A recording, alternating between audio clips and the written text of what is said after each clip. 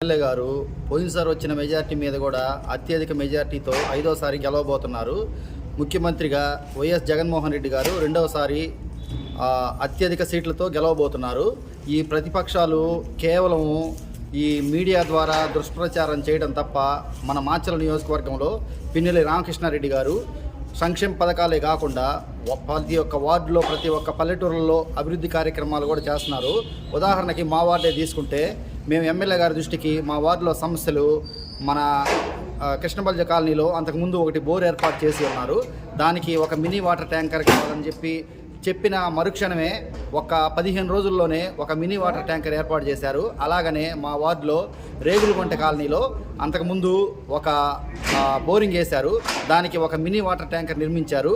అవి అక్కడ జనాభాకి సరిపోకపోతే ఎమ్మెల్యే గారి దృష్టికి కమిషనర్ గారి దృష్టికి తీసుకెళ్తే ఒక్క 20 రోజుల్లోనే మళ్ళీ ఇంకొక మినీ వాటర్ ట్యాంకరు యుద్ధ ప్రాతిపదికన ఏర్పాటు చేసి వారికి మంచినీళ్ళ సమస్య లేకుండా చేసి ఉన్నారు. అలాగనే మా వార్డులో కొన్ని విద్యుత్ స్తంభాలు అవసరమై ఉంటే ప్రజల నుంచి వచ్చిన అభ్యర్థులని నేను ఎమ్మెల్యే గారి దృష్టికి తీసుకెళ్తే అవి ఎమ్మటే విద్యుత్ శాఖ సంబంధించి ఏఈ గారికి తెలియపరిచి మాకు గడప గడప ప్రోగ్రాంకి ముందే ఒక 15 స్తంభాలు యుద్ధ ప్రాతిపదికన ఏర్పాటు చేసి ఉన్నారు. అలాగనే విశ్వబ్రాహ్మణ కాలనీలో అంతకుముందు వాటర్ ట్యాంకర్లే పంపిస్తేనే వాళ్ళకి నీరు లేకపోతే ఉండేవి కాదు.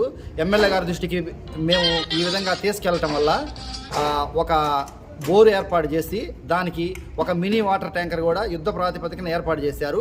తర్వాత మన గౌడ కాలనీ స్కూలు అంతకుముందు చాలా దయనీయంగా ఉండేది.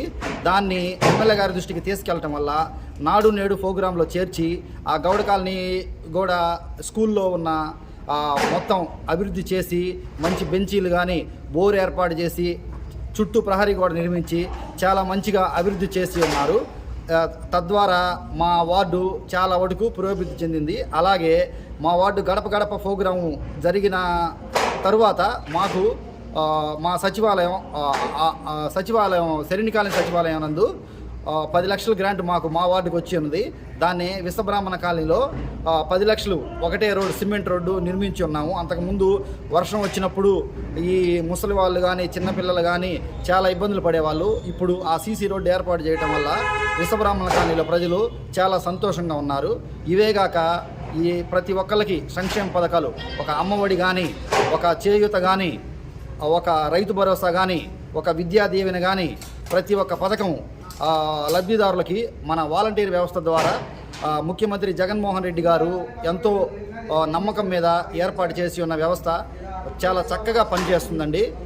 అలాగనే మనకి డోర్ టు డోరు రైసు పంపిణీ చేయడంలో కూడా వాలంటీర్ పాత్ర కానీ మన సచివాలయంలో ఉన్న విఆర్ఓలు కానీ బాగా కష్టపడి పనిచేస్తున్నారండి.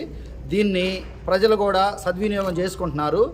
రేపు అధికారంలోకి వైఎస్ఆర్ గవర్నమెంటు రెండోసారి ఫామ్ కాబోతుంది. ఇక్కడ మన మాచర్లో మన పిన్నెల్లి రామకృష్ణారెడ్డి గారు 5వసారి ఎమ్మెల్యేగా గెలిచి ఆయన్ని మేము మంత్రిగా కూడా చూడాలని చెప్పి మా యొక్క ప్రగాఢమైన కోరిక.